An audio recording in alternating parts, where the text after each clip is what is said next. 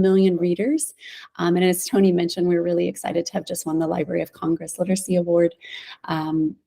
And we follow, I'm going to talk a little bit about our model. We keep it really simple, A, B, C, D, E, following the theme of literacy. So those of you who have known Worldreader for a while, we've had a lot of different models over the years. We've worked a lot in schools, we've worked with Kindles, but we've really honed in on the past couple of years, especially since the pandemic, on targeting families reading at home. We know that we can't really combat the reading crisis unless there's home reading, and our solution is really geared towards supporting that home reading environment. We have an app called Booksmart. It's available on any device, including web, and it can really meet children and families where they are. And in Booksmart, there's thousands of books. We have over 5,000 books, and depending on where you are in the world, you'll see a different collection of books in different languages. But we have collections that focus on STEM, a lot around SEL, which we call My Best Self, gender equity. We're really honing in on environmental books, as well as equity and inclusion. And these are the languages we focus in: English, Spanish, Hindi, Arabic, Kiswahili. We also have a Ukrainian collection that we pulled together quite quickly when the crisis in Ukraine started. We focus a lot not only on an app. We know that an app isn't an end-all be-all, but the enabling environment around it to build capacity of parents and caregivers, helping them build their confidence and skills around what it means to read at home, and to be comfortable telling stories to their children so they can build language and vocabulary. We support learning networks. So training through schools and ECD centers, we know that there's such a space and need for teachers to have access to quality reading content, and helping them link with parents and caregivers within the community. So there's that school to home connection with reading. We also work, especially in Ghana, a lot with community volunteers that really engage families around reading. Our backend data is able to distinguish if someone is just using the app or actually demonstrating reading behavior. We can track reading time, number of books read, popular content, and we engage in constant engagement with the user, such as in-app nudges, as well as out-of-app support using WhatsApp and other digital engagement tools. And as we've kind of evolved on this parental engagement journey, we've conducted quite a bit of research and are compiling evidence. We have, many of you know, we've kind of come at some of the challenges parents have in reading at home. Parents have expressed lack of confidence, lack of skill, time, and we specifically target engagement tactics to help build their confidence and engagement. We've done a couple of research studies with the EdTech Hub. One is finishing up now in Kenya, looking at different models for what really drives family and caregiver reading, from incentives, reading celebrations, feedback loops. We should have the results of that soon. And we've seen Booksmart really improve parents' knowledge, attitudes, and practices towards reading. We've worked with the Bezos Family Foundation to integrate ECD tips for parents that, gives parents prompts throughout the day of how they can engage their child in developmental activities. And since we've really honed in on family reading and given parents a really clear target, we've been experimenting with messaging around, okay, can we get families to complete 25 books a year? We know that children should have access to 40 or 50 new texts a year to build their vocabulary. But since we've been doing that over the past 5 months, we've had 5,000 families read over 25 books, which we're really excited about. So on this parental journey, if you open Booksmart now, it looks very much like a digital library. But in the next couple of months, we'll be releasing a whole new solution that is fun and interactive and is really focused on that child and caregiver. It will be family-centered, so they can pick the child that's reading, or if they're reading together, it will be guided, offering tips and tools for parents to help them on their reading journey at home, and even allowing a space for goal setting so they can set reading goals as a family and see progress towards that. We're building new, not just books, but journeys that children can go on. Tony, you mentioned Girls in Space, and we have a new story that's coming out called Space Kids, where a group of renegade kids are on a journey in space. So these types of interactive journeys will be in our new solution in the coming months. that's a bit of what we're doing. Ways we'd love to partner with those of you on this call. If you have a school-based program and want to find ways to better connect with the home, we'd be happy to collaborate with you. We're looking at building an assessment tool within our app and would like to not recreate the wheel. So if you have experience with that, we would love to interact. And just know that our Booksmart is free to any end user wherever you are in the world. You can access it either by web here, booksmartworldreader.org. If you open it up on your computer now, you'll see our US version. We do programming in the US, and that is very bilingual, Spanish and English. But if you're in Mexico, you'll see our Spanish collection and other collections depending on where you are. Or you can download the app directly from your native app store. And in the coming months, you'll see our new solution be updated, and we're really looking forward to that. So I think I was right under time. That's perfect. Thank you.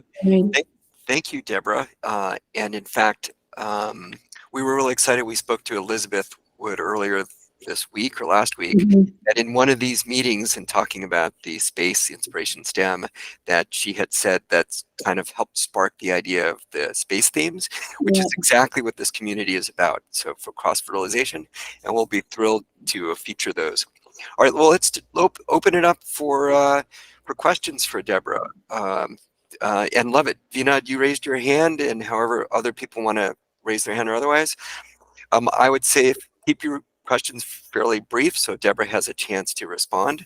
But let's go over to Vinod and ask your question of Deborah. Hi, Deborah. I wanted to know, first of all, what's the age range, that you're targeting for this? And then the new app, which I heard a little bit about at EMED in Arlington, is that going to be an update to this app, or is that going to be a completely new kind of parallel app that'll be available?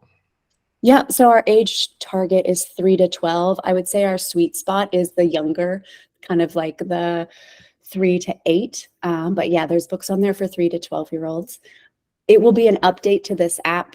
It'll be a PWA version, whereas now we have native apps for each. And it will be an update to this app. So if you already have Booksmart on your phone, you'll be prompted to update that solution, and it will be a replacement of the current app. Other questions for Deborah? Hey, Deborah, what's something that got you really excited about your work at World Reader in the last few months? I mean, other than the international, the library, is there a little vignette or something that's really cool why I work for World Reader? Yeah, we've been doing a lot of user testing with our new app. And with user testing, you make a lot of assumptions, right? You create a hypothesis around something that you want to do, and then you take it out into the field to test it. And that's been really, really fun. Parents are always surprising in what they want. And, we tested something in Ghana recently where we tested kind of like family reader leaderboards to see, like, would parents want to kind of compete with each other within their close community? And the parents in Ghana got really excited about it. So that's been really fun. And we've been creating a package of parental videos that are about 60 seconds long. Those will be coming out soon, that just really inspire this idea of like how easy and simple it can be to read on the go, while you're waiting for the bus, while you're at the barber shop, anywhere using your phone. So we're excited to have those coming out soon. And that process was really fun. Our teams from around the world giving insight on what they thought would be fun for parents to see. That sounds great. And Deborah, if you send us your slide deck, we'll put it up on the Literacy League page. Jennifer, thanks, in the course of which you just sent me your slide deck. And so that's great. And as the landscape review, the idea is to share with the broader community. So look forward to highlighting some of those activities, Deborah, in our future publications. Thank you, Deborah. That was great. Okay, so let's see. Did I say Jennifer next or Barbara? I can't remember, but it doesn't. So Jennifer, if you want to see if you could pull up your slides, if not, I have them. So you could always advance it on your prompt, whichever you would prefer.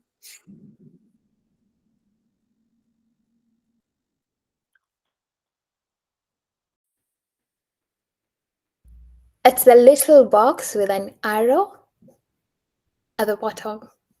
Okay.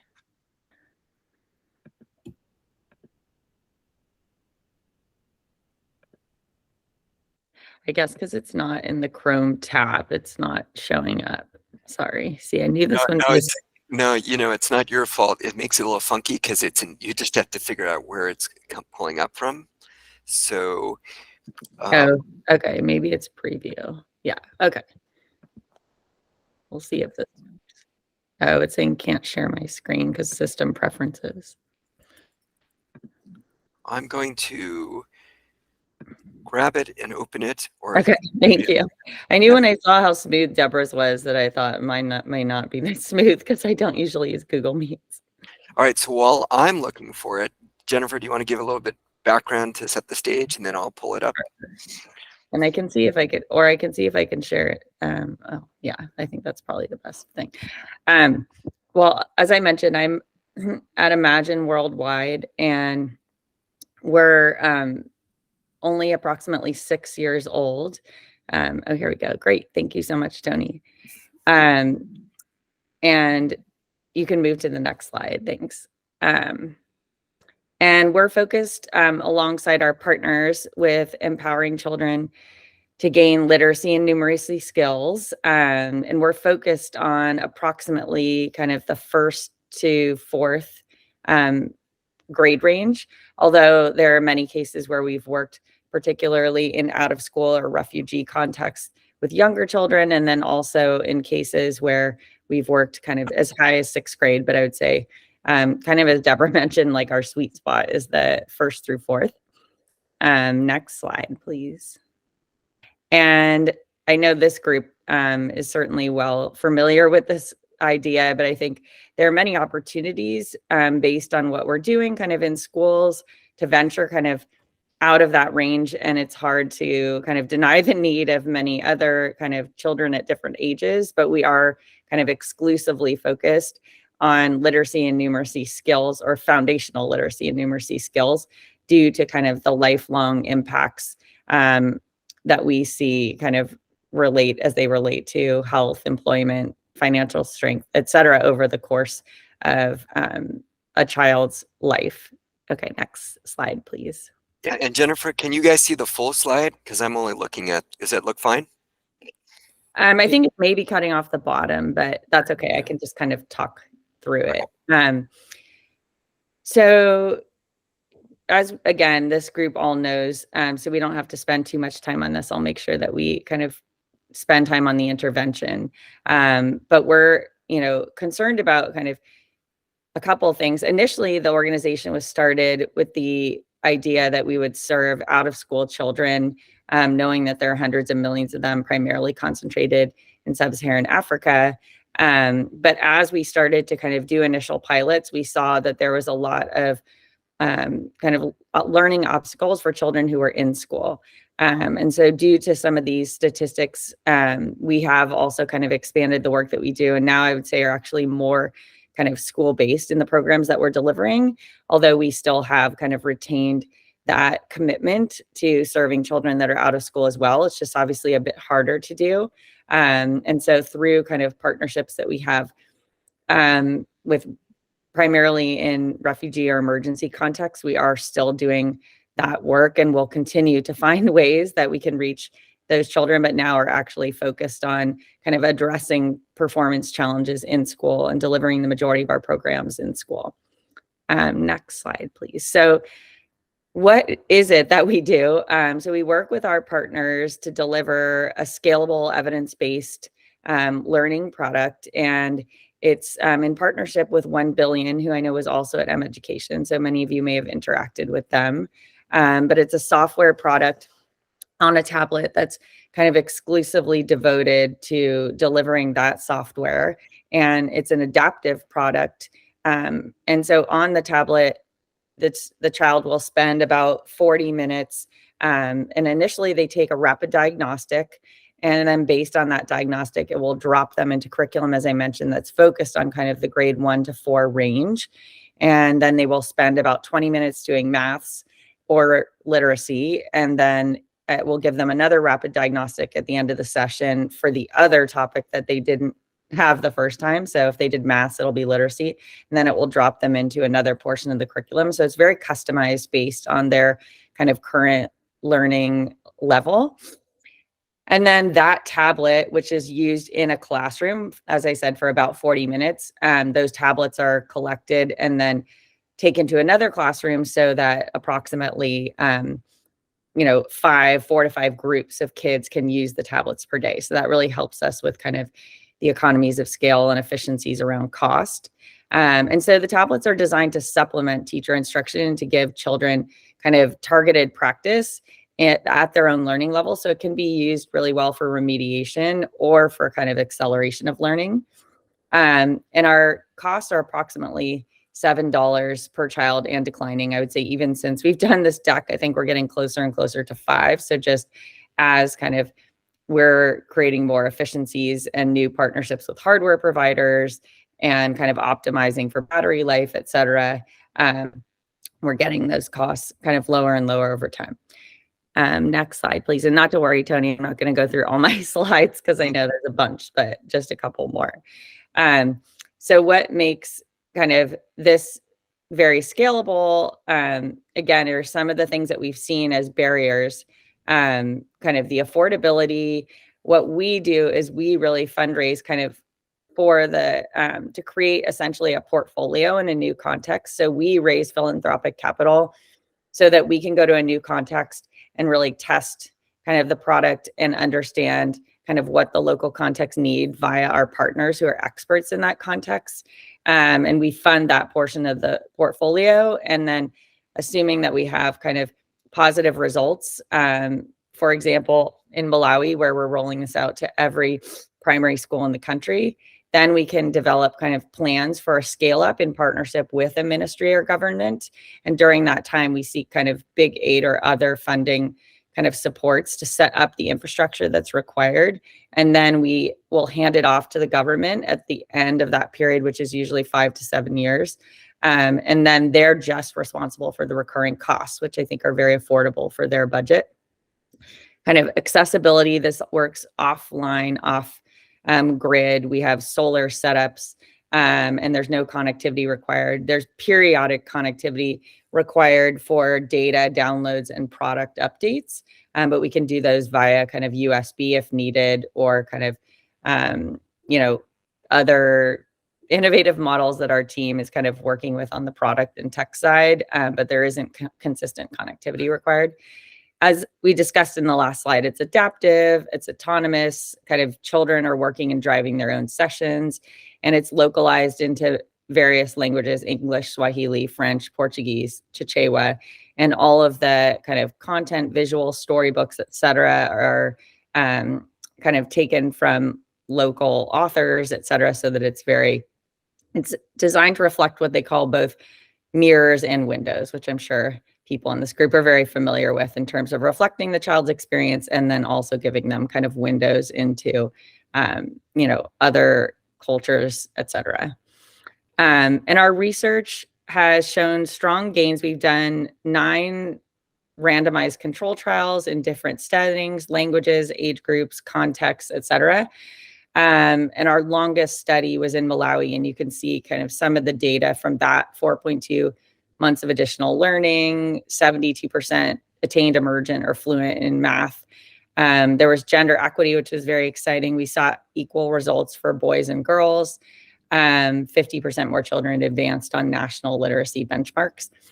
So we're continuing to do research and continuing to work closely with 1 Billion to kind of promote continuous improvement of the product, and really feel committed to that kind of continuous improvement loop in partnership with research and the software developers. And I'll just make this kind of the last slide so we don't crunch into Barbara's time.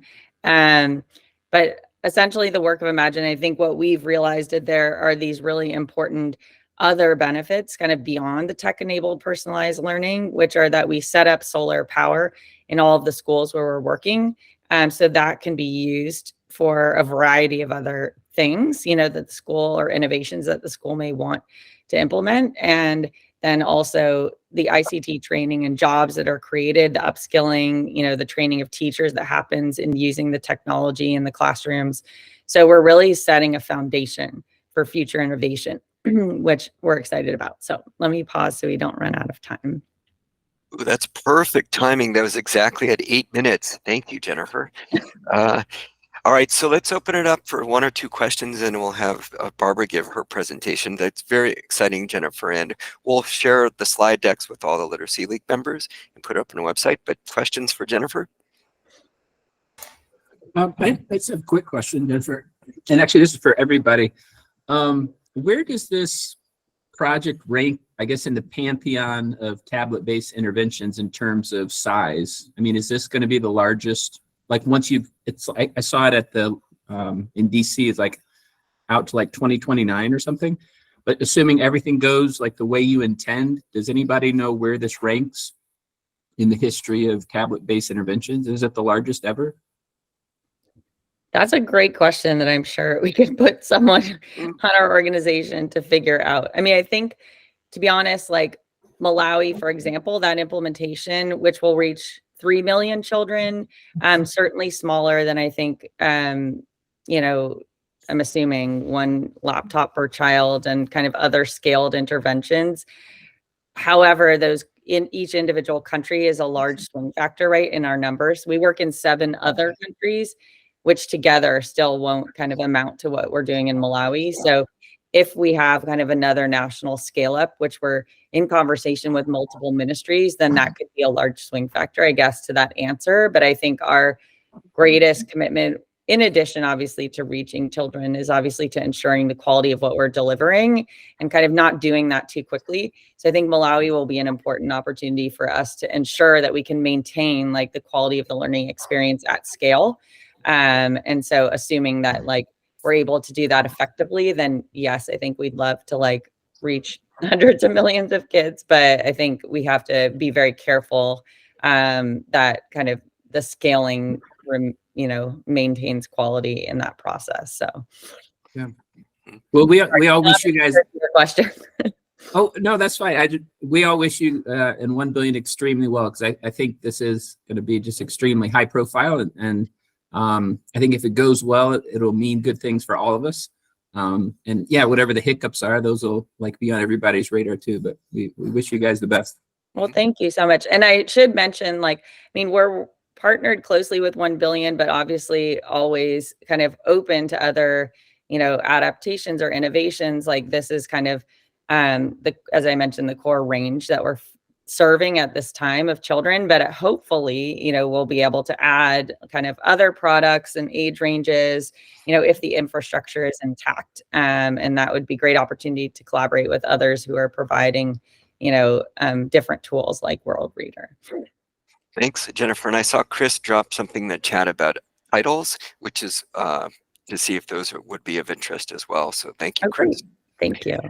Well, thank you, Jennifer. And I'm sure there's lots more really valuable information in the rest of the slide deck. Again, we'll circulate that, but I appreciate your sticking to time.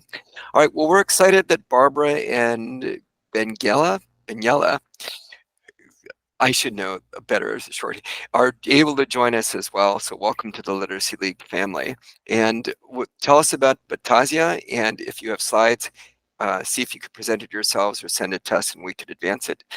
But Barbara, take it away.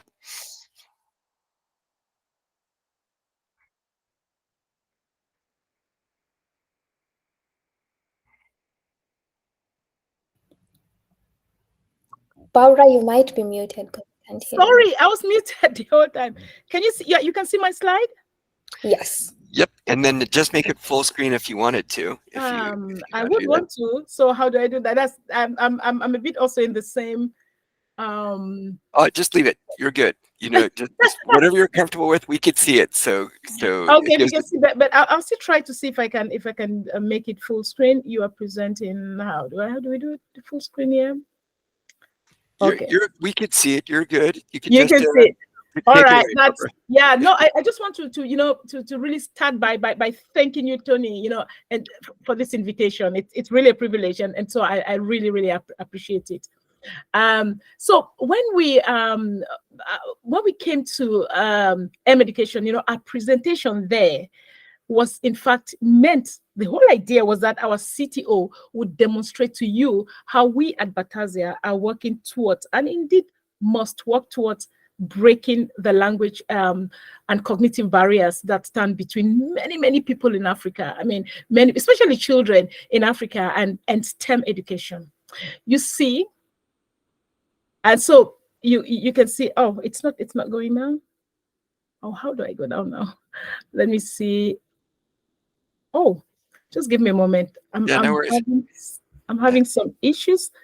I may end up. No worries. You just have to advance it on the screen where the slides are, and we'll be able to see it, or send it to us. Let's see. Yeah, I think I'll try to.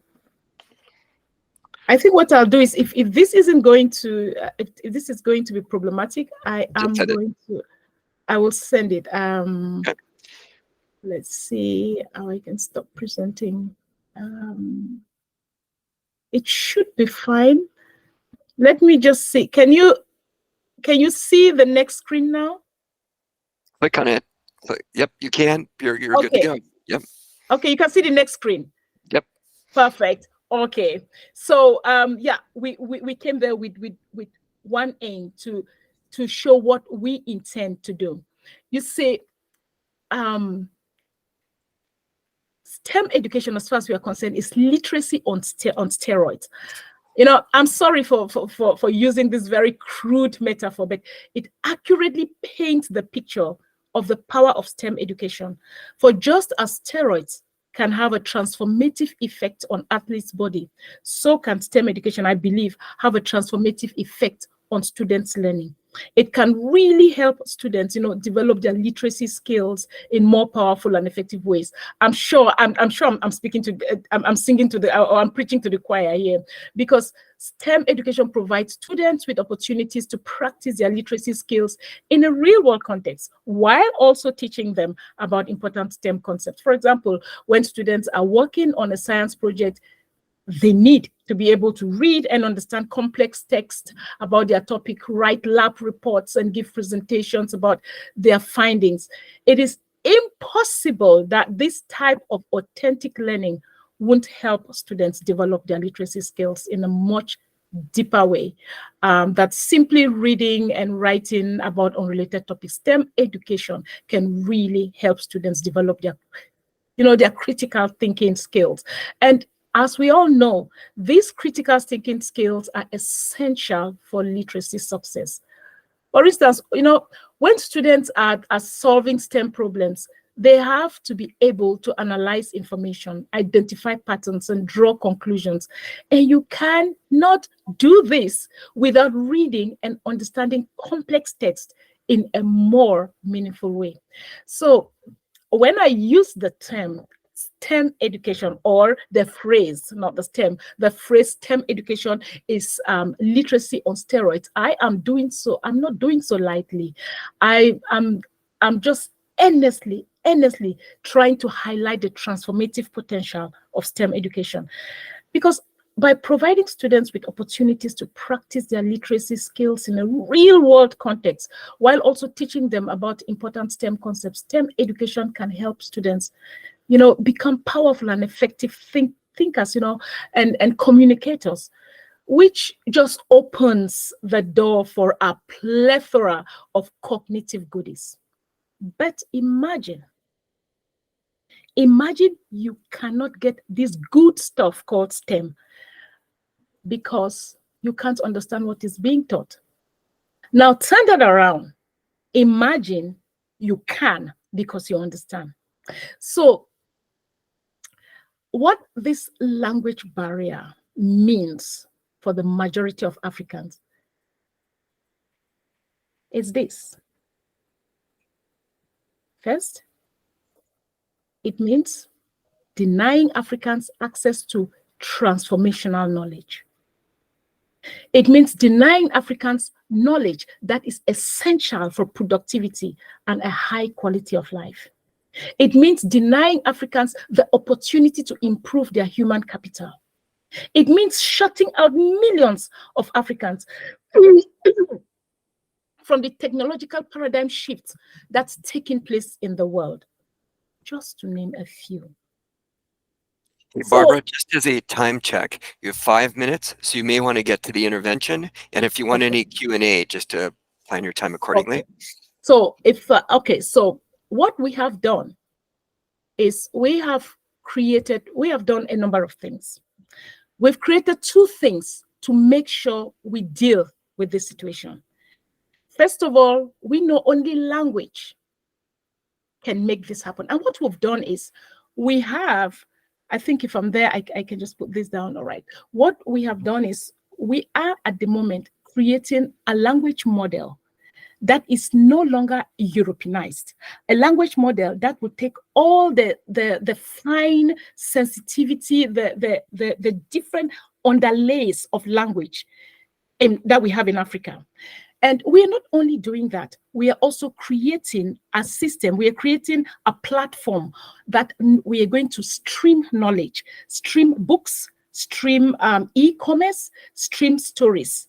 So we know at Batasia that the only way to shift the situation in STEM education, to make more children, more people get into STEM education, is to change the language status quo at the moment. So at the moment at Batasia, we are busy building a model that is quite different from what you find in Google and most of these other places, because it's all Eurocentric. And there are a number of other things that we have noticed. If you try to translate something, an African text or language in Google or something, these different translation systems do not take those little nuances. You know, in Africa, something funny. I can't. This sound can say about 6 different things. How do you translate that if you don't go into the very, very core of the African system? So what we do is we are translating from the 4 African families, the Afro-Asiatic, the Nilo-Sahara, the Niger-Congo, the Khoisan. So we are using those as our base. So at the moment, one of the things we're also doing is the language pairing. When most African languages are being translated into, or even translate into another African language, you have to go through English. But what we're doing is we're going straight with just the root language being the main language that we have discovered in a family language. So that's where we are at the moment, and we are very happy. We're very excited because Kiswahili, we've been working on Kiswahili, Kinyarwanda. We're looking at Chichewa in the future, and other list of languages. And what we do now is that we're working with partners, and when a partner shows us what it is that they want, or they tell us the language that they want, you know, to take to their children, to take to different areas, we go and we start working on those, because we have already set this root of a root language that, using especially our multilingual language model, we can then use a larger language to teach a smaller language. So that's where we are now, and we're also working at on the knowledge streaming platform. So I will leave it here so you can ask me any questions, because I'm sure your questions will help me to clarify more for you. Thank you. How was I doing with time? Well, we're good. We have just a minute, to our formal close, and if folks want to stay longer, they're welcome to. Questions for Barbara about Batasia?